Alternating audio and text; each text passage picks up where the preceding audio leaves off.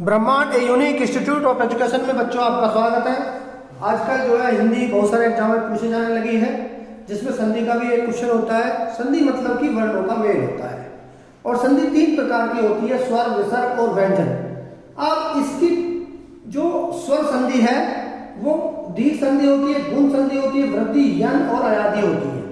अब ये कैसे पता चलेगा कि संधि दीर्घ है या गुण है, वृद्धि है, यन है या अयादि है? तो इसके लिए मैंने एक फॉर्मूला बनाया।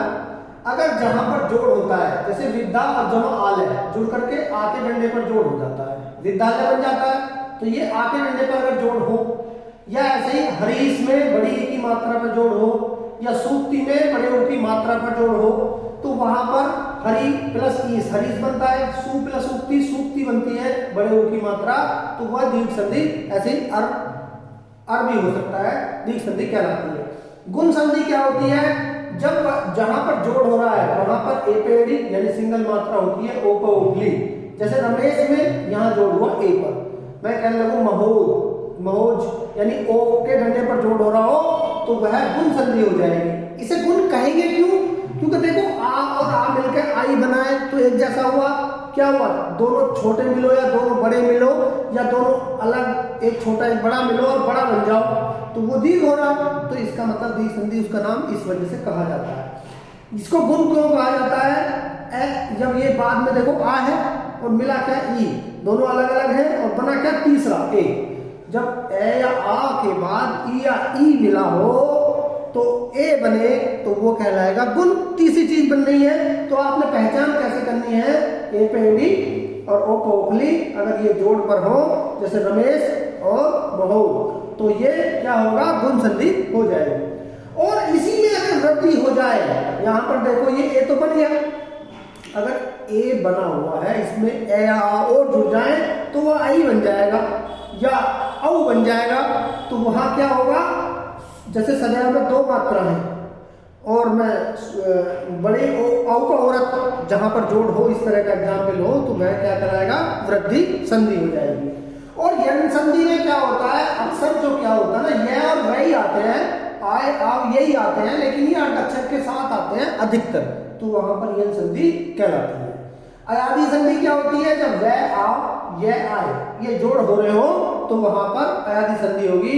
और ये जोड़ कैसे हो रहे हो? तो इसका फॉर्मूला तो इस प्रकार है, ए पे डी में ए मिला तो ये बना, यानी सिंगल।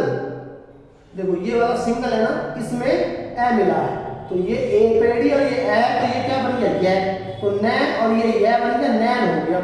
ऐसे ही अगर ये डबल वाला मिलेगा आई पे रख, देखो इसकी मात्रा क्या होती है? ये आई प्लस अन, तो क्या बन गया? नाइन। और इसी तरह से ओ का उगली के साथ ए मिला है तो वह, औ का औरत के साथ ए मिला है तो आओ, यानी पो प्लस अन, तो ये ओ और ए मिलकर दोनों क्या बना? वह पे वह न पवन। ऐसे ही पाऊ प्लस अन, तो इन दोनों को बड़े वाले के साथ जब ए मिला तो आ बन गया पावन, पवन पावन नैन नायन। तो ये जो है क्या है? अयादि संधि कहलाती है। अब अक्सर विसर्ग के और व्यंजन के बच्चे बहुत से क्या करते हैं? फॉर्मूले रट लेते हैं कि पहले वर्ण के साथ जब तीसरे वर्ण की मिलावट होगी तो पांचवा वर्ण बन जाएगा। उससे बचिए। विसर्ग में और व्यंजन में आप जितने एग्जाम्पल पढ़ सकते हो उतने पढ़ लीजिए। सीधा क्या होता है, वहां पर क्वेश्चन आता है कि इसको तोड़कर दिखाओ तो ये तोड़ना है, इसको जोड़कर दिखाओ तो ये जोड़ना है। संधि का नाम विसर्ग में पूछेगा ही नहीं, क्योंकि पता चल रहा है तो विसर्ग है। इसमें पूछ सकता है, नीरस में संधि का नाम कम पूछता है, वो एग्जाम्पल ज्यादा पूछता है कि नीरस को तोड़े तो क्या बनेगा या इसको जोड़े तो क्या बनेगा। ऐसे ही सख हलन प्लस आचार, अब ये तय हलन लगा है तो हमें पता चल जाना चाहिए व्यंजन संधि है।